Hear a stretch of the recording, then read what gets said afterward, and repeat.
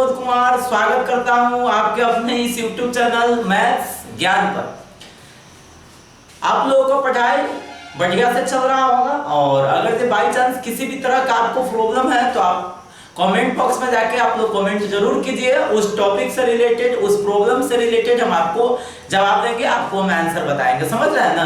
तो आज के क्लास में हम लोग स्टार्ट करेंगे एक नया चैप्टर, है ना, एक नया टॉपिक तो वही होगा, एक नया चैप्टर स्टार्ट करेंगे हम लोग। इससे पहले का जो सेशन सब चल रहा था उस सेशन में हम लोग एक्सरसाइज 5.5 का हम लोग क्वेश्चन देखे थे। समझ रहे हैं ना? कौन का?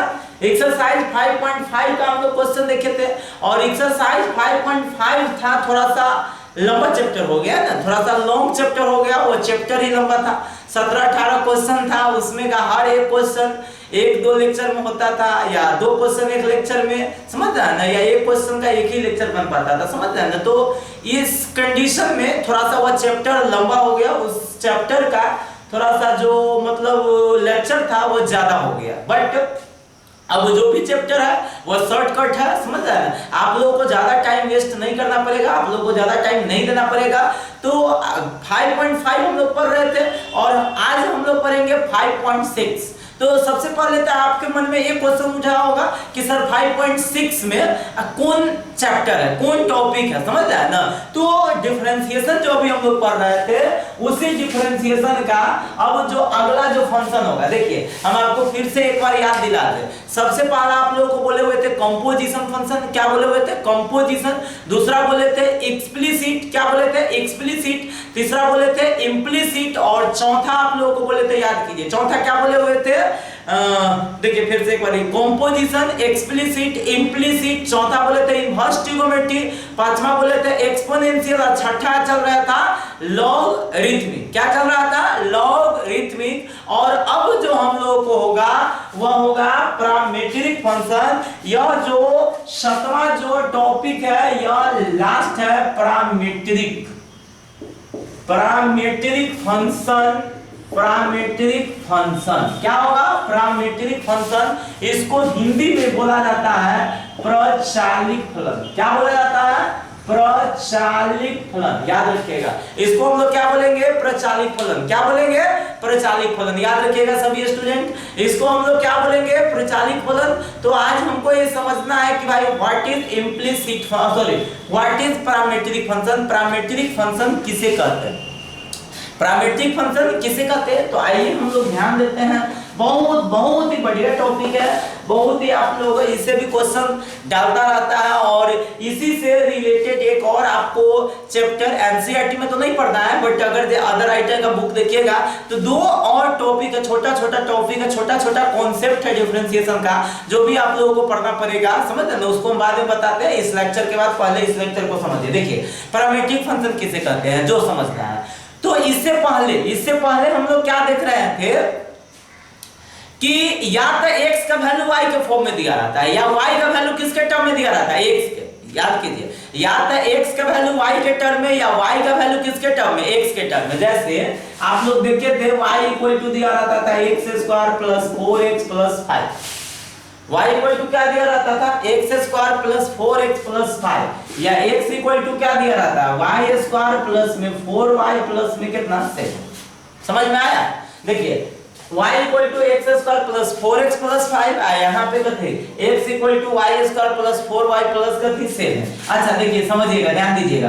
तो देखते हैं जनरली फंक्शन में क्या होता है, या तो y का वैल्यू x के रूप में दिया रहता है या x के वैल्यू y के रूप में दिया रहता है।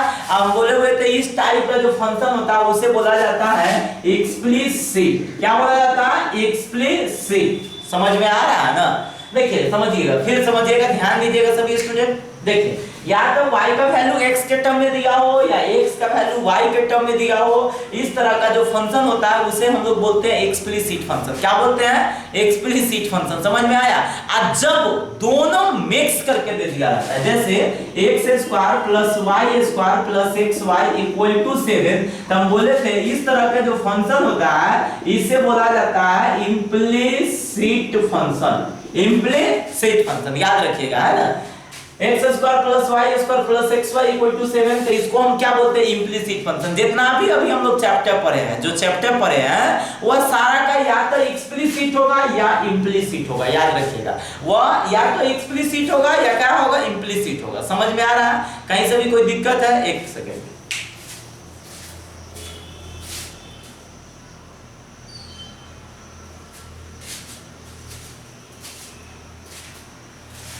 सभी स्टूडेंट को समझ में आ रहा है तो कमेंट करके बताइए कि हाँ सब समझ में आ रहा है। सभी स्टूडेंट को जो भी आपका यानी ऑनलाइन क्लास कर रहे हैं जूम ऐप के द्वारा, वो कमेंट करके बताइए तो समझ में आ रहा है या नहीं आ रहा है। थोड़ा जल्दी जल्दी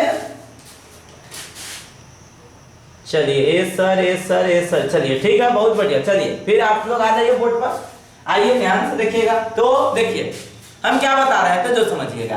या तो हम बोलेंगे इसको एक्सप्लिसिट या इम्प्लिसिट बोले थे। जो भी फंक्शन अभी तक पढ़े हैं हम लोग, या तो एक्सप्लिसिट फंक्शन पढ़े थे या इम्प्लिसिट फंक्शन पढ़े थे। बात समझ में आया? तो बात समझ में आपको अगर आ गया है तो चलिए हम लोग देखते हैं। ध्यान दीजिए, अब देखिए समझिएगा। अब इस दोनों के अलावा इस दोनों के अलावा हमको क्या करना है, एक तीसरा फंक्शन के बारे में पढ़ना है। तो यहाँ पे हम लोग क्या देखे हैं कि या तो x के वैल्यू y के टर्म में दिया रहेगा या y का वैल्यू x के टर्म में दिया रहेगा, समझ रहे हैं? लेकिन आज हम लोग एक और टाइप का फंक्शन पढ़ेंगे। आज हम एक और टाइप का पढ़ते हैं। क्या पढ़ना है जो समझ लीजिएगा, ध्यान दीजिएगा, देखिए समझिएगा। सब आज हम लोग पढ़ेंगे कि जैसे x इक्वल टू दिया हुआ है cos थीटा, क्या दिया हुआ है cos थीटा, और y इक्वल टू क्या दे दिया हुआ है sin थीटा। समझ में आया? x इक्वल टू में आपको क्या दे दिया हुआ है cos थीटा, और y इक्वल टू आपको क्या दे दिया हुआ है sin थीटा। समझ रहे हैं ना? तो यहाँ पे आपको समझ में ये बात आना चाहिए कि भाई x का वैल्यू थीटा के टर्म में और y का वैल्यू थीटा के टर्म में। तो वहां पे जो आपको दो कंडीशन बताते हैं या तीन कंडीशन, न तो x का वैल्यू y के टर्म में दिया हुआ है, न ही y का वैल्यू x के टर्म में दिया हुआ है, और न ही x और y को मिक्स करके दिया हुआ है। क्या ये बात को समझ में आ रहा है? न तो x का वैल्यू y के टर्म में दिया हुआ है, न ही y का वैल्यू x के टर्म में दिया हुआ है, और न ही x y दोनों को मिक्स करके दिया हुआ है। तो ऐसा कंडीशन में हम इस फंक्शन का क्या नाम रखेंगे, समझता है ना? तो कहने का देखिए, यहाँ पे x का वैल्यू थीटा के टर्म में, y का वैल्यू थीटा के टर्म में दिया हुआ है। इस तीनों कंडीशन में से कोई यहाँ पे नहीं दिया हुआ है। तो याद रखना है पैरामीट्रिक फंक्शन का डेफिनेशन क्या कहता है। वैसा फंक्शन, क्या बोलिएगा, वैसा फंक्शन जिसमें x का और y का दोनों, x और y दोनों, जिसमें x का और y दोनों, वैसा फंक्शन जिसमें x तथा y दोनों का मान एक अदर वेरिएबल के रूप में दिया होना चाहिए। क्या? एक अदर वेरिएबल के रूप में दिया होगा, तब जाके इसको हम लोग क्या बोलेंगे, पैरामीट्रिक फंक्शन। इसको क्या बोलेंगे, पैरामीट्रिक फंक्शन। फिर से सुन लीजिए, देखिए क्या होता है जो समझिएगा।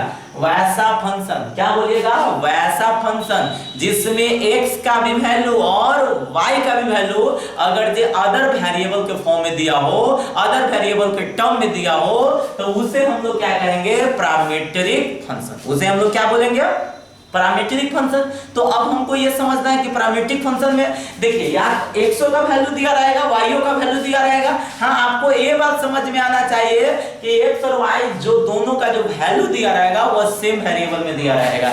यहाँ पे देख रहे हैं, अगर ये थीटा दिया हुआ है तो थीटा ही दिया हुआ है। अगर मान लेते हैं, अगर यहाँ पे दिया रहता है, क्वेश्चन नंबर ही हो गया, अगला दिया रहता है x equal to sin t plus cos t, और y इक्वल टू कितना हो जाएगा, tan t plus cot t। तो यहाँ पे देख रहे हैं क्या, x और y दोनों का वैल्यू, x और y दोनों का वैल्यू किसके फॉर्म में दिया हुआ है, t के फॉर्म में दिया हुआ है, t के टर्म में दिया हुआ है। किसके टर्म में दिया हुआ है, t के टर्म में दिया हुआ है। तो t के टर्म में दिया है तो इसे हम लोग क्या बोलेंगे, पैरामीट्रिक फंक्शन। कभी कभी ऐसा भी हो सकता है, समझ रहे हैं ना, x equal to t square plus 2t plus में 5 और y equal to 2t minus 7। तो देख रहे हैं x का वैल्यू t के टर्म में, y का वैल्यू भी किसके टर्म में, t के टर्म में। तो इस टाइप का जो फंक्शन होगा, इस टाइप का जो फंक्शन होगा या क्वेश्चन होगा, उसे हम लोग बोलेंगे पैरामीट्रिक फंक्शन। तो पैरामीट्रिक फंक्शन का डेफिनेशन सभी स्टूडेंट को याद होना चाहिए। वैसा फंक्शन, क्या बोलिएगा, वैसा फंक्शन जिसमें x का भी वैल्यू और y का भी वैल्यू किसके टर्म में दिया रहता है, एक अदर वेरिएबल के फॉर्म में दिया रहता है, तो उसे हम लोग क्या बोलेंगे, पैरामीट्रिक फंक्शन बोलते हैं। बात समझ में आया? चलिए हम लोग पैरामीट्रिक फंक्शन का डेफिनेशन लिख लेते हैं, ठीक है। तो देखिए हमको इसका डिफिनीशन लिखना था, समझ रहे हैं ना। तो आइए हम आपको डिफिनीशन पर चलते हैं, ध्यान दीजिएगा, सभी को हम डिफिनीशन पर ले चलते हैं। देखिए पैरामीट्रिक फंक्शन का हम आपको डिफिनीशन क्या है जो समझिएगा, यहाँ पे हम लोग लिखे हैं, समझते चलिएगा सब स्टूडेंट। ए फंक्शन, देखिए क्या कह रहा है, ए फंक्शन मतलब वैसा फलन, देखिए इन विच मतलब कथी, जिसमें the value of x and y, मतलब x और y का मान, किसका, x और y का मान आर गिवन मतलब दिया हो, क्या हो, दिया हो, आर गिवन मतलब दिया हो, किसका वैल्यू दिया हो, x और y का वैल्यू दिया हो in terms of other variable, मतलब दूसरे वेरिएबल के टर्म में दिया हो, इज कॉल्ड पैरामीट्रिक फंक्शन। तब इसे हम लोग क्या कहते हैं, पैरामीट्रिक फंक्शन कहते हैं। वैसा फलन जिसमें x तथा y का मान, किसका, क्या बोलिएगा, वैसा फलन जिसमें x तथा y का मान दूसरे वेरिएबल के रूप में दिया हो, तो उसे हम लोग क्या बोलते हैं, प्रचालित फलन बोलते हैं। उसे हम लोग क्या बोलते हैं, प्रचालित फलन बोलते हैं। तो कहिएगा कि सर प्रचालित फलन का तो समझ गए, एग्जांपल एक दो बताइए। देखिए हम एग्जांपल आपको समझाते हैं, एग्जांपल समझते चलिएगा, दिक्कत होगा तो बोलिएगा। देखिए x का भी वैल्यू रहना चाहिए, y का भी वैल्यू रहना चाहिए। किसका वैल्यू रहना चाहिए, x का भी वैल्यू दिया रहना चाहिए, y का भी वैल्यू दिया रहना चाहिए। तो जैसे मान लेते हैं x का वैल्यू दे दिया हुआ है cos थीटा, और y का वैल्यू क्या दे दिया रहेगा, sin थीटा। तो देखिए समझिए यह क्या हो गया, प्रचालित फलन हो गया। यह आपका क्या हो गया, प्रचालित फलन हो गया, यह आपका पैरामीट्रिक फंक्शन हो गया। Example number second, x equal to दिया रहेगा t square minus 3t plus में कथी 8, और y इक्वल टू आपके पास दिया रहेगा, एंड कर दीजिए, एंड y इक्वल टू में आपके पास कितना दिया रहेगा, 3t क्यूब माइनस में 4t स्क्वायर प्लस में कथी 7। तो यह आपका क्या हो गया, पैरामीट्रिक फंक्शन हो गया। यह आपका क्या हो गया, पैरामीट्रिक फंक्शन हो गया। फिर हम आगे बढ़ेंगे, एग्जांपल नंबर 3, जैसे मान लेते हैं x बराबर दे दिया रहेगा sin phi plus cos phi, x बराबर क्या दिया रहेगा, sin phi plus cos phi, और y इक्वल टू दे दिया रहेगा tan phi प्लस में cot स्क्वायर phi। समझ में आया। तो देखिए यहाँ पे x का वैल्यू phi के टर्म में दिया हुआ है, y का वैल्यू phi के टर्म में दिया हुआ है। अगर जो इस तरह का फंक्शन अगर जो आपको दिया होगा तो इसे हम लोग क्या बोलते हैं, पैरामीट्रिक फंक्शन बोलते हैं। इसे क्या बोलते हैं, पैरामीट्रिक फंक्शन। तो सबसे पहला क्वेश्चन आता है कि हाँ सर पैरामीट्रिक फंक्शन तो हम लोग समझ गए, बिल्कुल समझ गए ना, कि भाई जिसमें x और y दोनों का वैल्यू दिया रहेगा, समझ रहे हैं ना, और x y दोनों का वैल्यू दिया रहेगा, है ना, और जिस वेरिएबल में दिया रहता है, जिस वेरिएबल में, उस वेरिएबल को हम पैरामीटर कहते हैं। इस बात को यहाँ पे थोड़ा सा लिख लेते हैं, यहाँ पे समझते चलिएगा। देखिए अदर जो वेरिएबल होता है, जो अदर वेरिएबल कहने का मतलब x और y को छोड़कर, किसको छोड़कर, x और y को छोड़कर जो दिया रहता है, इज कॉल्ड पैरामीटर। कहने का मतलब है इसको प्राचल कहा जाता है। क्या कहा जाता है, प्राचल। जो अदर जो वेरिएबल रहता है उसे हम लोग प्राचल बोलते हैं। क्या बोलते हैं, प्राचल, पैरामीटर बोलते हैं। अब कहिएगा कि सर इस फंक्शन में पैरामीटर क्या हो जाएगा, ठीक है, इस फंक्शन में x और y के अलावा क्या है, t है, तो पैरामीटर t हो जाएगा। इसमें x और y के अलावा क्या है, phi है, तो यहाँ पे पैरामीटर क्या हो जाएगा, phi हो जाएगा। तो अब मेरा जो क्वेश्चन आता है कि सर इसका डिफरेंशिएशन कैसे होगा। सबसे बड़ा क्वेश्चन आता है कि हम लोगों को तो यहाँ पे डिफरेंशिएशन पढ़ना है ना, कि डिफरेंशिएशन कैसे होगा। तो आप लोग देखे हैं अभी जो हर एक चैप्टर में डिफरेंशिएशन हर रंग के बनाते हैं। देखिए मेथड, आप लोगों को कॉन्सेप्ट चाहिए कि भाई अगर जो आपके पास कॉन्सेप्ट रहेगा ना, हर एक चैप्टर का आपको कॉन्सेप्ट होना चाहिए, और उससे रिलेटेड कोई भी क्वेश्चन देगा तो बन जाएगा। ऐसा कोई जरूरी नहीं है। देखिए जब रिवाइज होगा आप लोगों को, तो रिवाइज में हम यही कराएंगे, हर एक चैप्टर का क्या करेंगे, 2-4 क्वेश्चन डालेंगे, थ्योरी पहले बताएंगे, उसके बाद 2-4 क्वेश्चन डालेंगे, चैप्टर को इंड करते चलेंगे। कहने का सेंस होता है कि आपको सिर्फ कॉन्सेप्ट को हम आपको बताएंगे, और जैसे ही आपका कॉन्सेप्ट क्लियर होगा, 1-2 एग्जांपल डालेंगे, 1-2 एग्जांपल डालेंगे, चैप्टर से आगे निकल जाएंगे। ऐसे क्या होगा, रिवाइज जल्दी हो जाएगा, और आप लोग उस चैप्टर को बनाइएगा तो और मजा आ जाएगा। समझ में आ रहा है ना।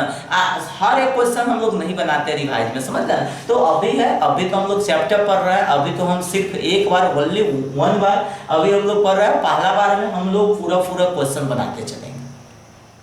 पहला बार में क्या करेंगे, पूरा क्वेश्चन बनाते चलेंगे और क्वेश्चन बनाते चलेंगे, ताकि हम लोगों का concept plus theory plus formula समझ रहे, ज्यादा कंप्लीट हो, ज्यादा दिन तक याद रहे, और रिवाइज होगा तो उस टाइप का हम करेंगे।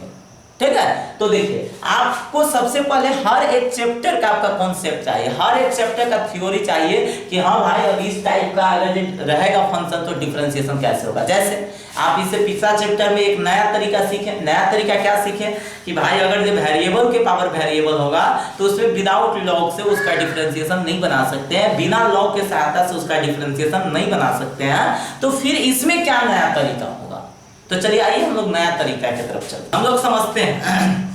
तो हमको क्या समझना था कि जो पैरामीट्रिक जो फंक्शन होता है उसका dy बटा dx कैसे निकालेंगे ना, तो dy बटा dx निकालने का तरीका आज हमको सीखना है। तो यह चैप्टर का जो डिफरेंशिएशन होता है वो बहुत ही आसान होता है, बस आप लोगों को एक बार समझ में आना चाहिए। पिछला चैप्टर की तरह लॉन्ग नहीं होता, पिछला चैप्टर की तरह बहुत हार्ड नहीं है ना, यह चैप्टर आपको बहुत बढ़िया से समझ में भी आएगा और आपको ज्यादा से ज्यादा आपका क्वेश्चन भी बनेगा, विश्वास रखिए, समझ रहे हैं ना, थोड़ा सा सब्र रखिए, क्वेश्चन बनेगा। ठीक है, आज के क्लास में तो क्वेश्चन आपको चैप्टर का नहीं बना पाइएगा ना, कल का जो क्लास होगा, कल का सेशन अगर हम लोग करा देंगे तो कल के सेशन के बाद आप लोग एक्सरसाइज बना लीजिएगा, और इसमें भी कोई खास ज्यादा क्वेश्चन नहीं है, एनसीईआरटी में इसमें भी ज्यादा क्वेश्चन नहीं है, कम ही क्वेश्चन है, समझ रहे हैं ना।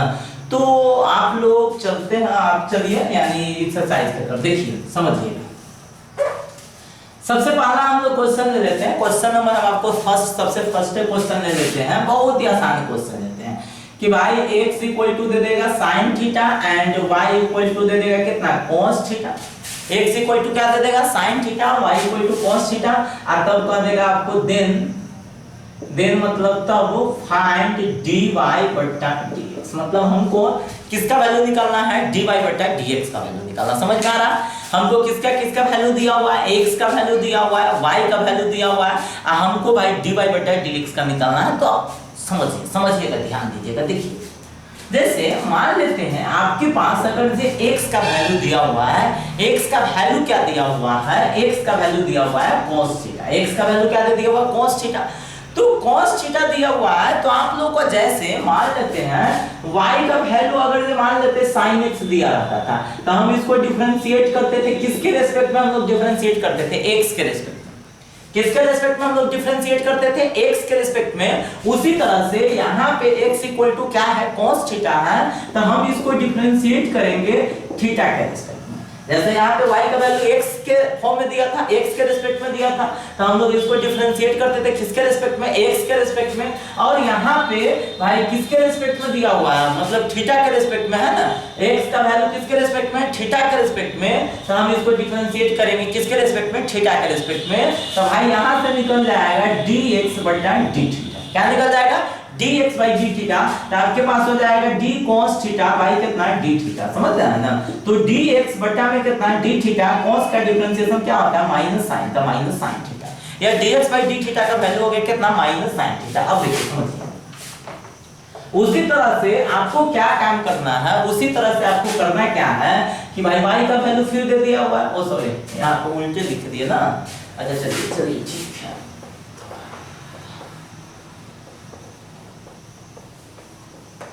देखिए यहाँ पे उल्टा लिखा गया था ना, x का वैल्यू दिया हुआ है हमको sin थीटा, समझ रहे हैं। तो देखिए x का वैल्यू हम लोग लेते हैं कितना sin थीटा, x का वैल्यू क्या लेते हैं, sin थीटा लेते हैं, समझ में आ रहा है ना। तो हम यहाँ पे डिफरेंशिएट करते हैं, तो लिखेंगे डिफरेंशिएट विथ रेस्पेक्ट टू कितना थीटा, समझ में आ रहा। तो यहाँ पे लिखेंगे dx बटा d theta equal to d sin theta by कितना d थीटा, और sin थीटा का डिफरेंशिएशन कितना होगा cos थीटा, समझ रहे। तो यह जो वैल्यू आपका आ गया वो dx बाय d थीटा का वैल्यू आ गया, किसका आ गया, dx बाय d थीटा का। फिर y इक्वल टू आपके पास क्या है cos theta, y equal to क्या है cos थीटा, यहाँ से हम डिफरेंशिएट करेंगे, तो डिफरेंशिएट विथ रेस्पेक्ट टू कितना थीटा। तो यहाँ से जैसा ही करेंगे तो dy बटा d theta equal to d cos theta by कितना d थीटा, समझ में आया। और cos का डिफरेंशिएशन क्या होता है माइनस sin थीटा, ये किसका वैल्यू हो गया dy बटा d थीटा का वैल्यू हुआ। ये किसका वैल्यू होगा अब समझिएगा, दिख रहा है dy बटा d थीटा भी निकल गया, हमको निकल गया dx बाई d थीटा भी निकल गया, बट हमको यहाँ पे क्या निकालना था, dy बटा dx निकालना था। यहाँ पे जो हमको निकालना था वह रियल में क्या निकालना था हमको, dy बटा dx। अब सबसे पहला क्वेश्चन उठ रहा है कि भाई सबसे पहला क्वेश्चन उठ रहा है कि भाई हमको वैल्यू निकला dx बाई d थीटा का, हमको वैल्यू निकला dy बटा d थीटा का। अब यहां से dy बटा dx कैसे निकाला जाए, यहां से dy बटा dx कैसे निकाला जाए, जो हमको हमारे पास क्वेश्चन खड़ा कर रहा है। तो समझिएगा, ध्यान दीजिएगा, थोड़ा सा दिमाग लगाइए। अगर जे इसमें डिवाइड कर दिया जाए, कहने का सेंस है कि अगर जे मान लेते हैं dy बटा d थीटा में, dy बटा d थीटा में अगर जे डिवाइड कर दिया जाए dx बाई d थीटा से, थोड़ा सा दिमाग लगाइएगा। देखिए हम क्या बोल रहे हैं जो समझिएगा कि dy बाई d थीटा में, क्या dy बाई d थीटा में हम लोग dx बाई d थीटा, क्या dx बाई d थीटा से डिवाइड कर देते हैं तो क्या हो जाएगा, d थीटा से d थीटा कैंसिल हो जाएगा। क्या कैंसिल होगा, d थीटा से क्या d थीटा कैंसिल हो जाएगा और आपके पास क्या बच जाएगा, dy बटा dx। तो क्या ऐसा हम नहीं कर सकते, बिल्कुल कर सकते हैं। यही कॉन्सेप्ट है क्या कि y का डिफरेंशिएशन, देखिए ध्यान दीजिएगा सभी स्टूडेंट, बहुत ही मजेदार चीज है। देखिए हम लोग क्या काम करते हैं जो समझिएगा, लिखेंगे नाउ मतलब अब होता है ना, अब क्या काम करेंगे, dy बटा d थीटा में भाग करेंगे dx बाई d थीटा से, समझ में आया।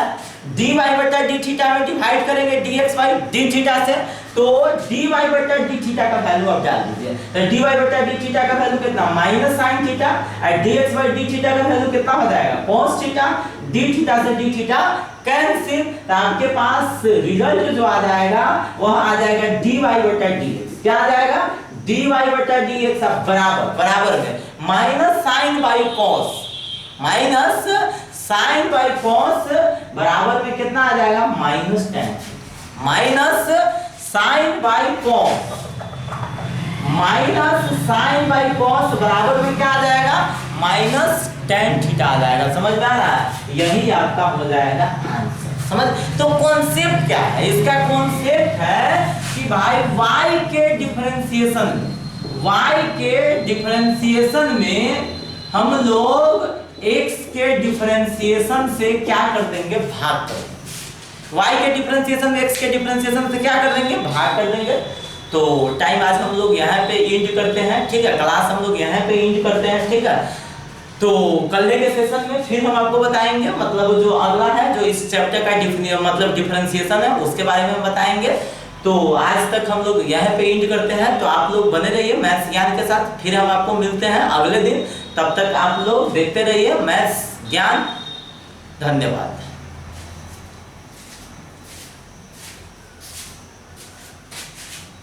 ठीक है, तो यहाँ पे एंड करते हैं, कल के क्लास हो जाएगा ना, तो चैप्टर बनाइएगा आप लोग, समझ रहे हैं ना। ओके, धन्यवाद।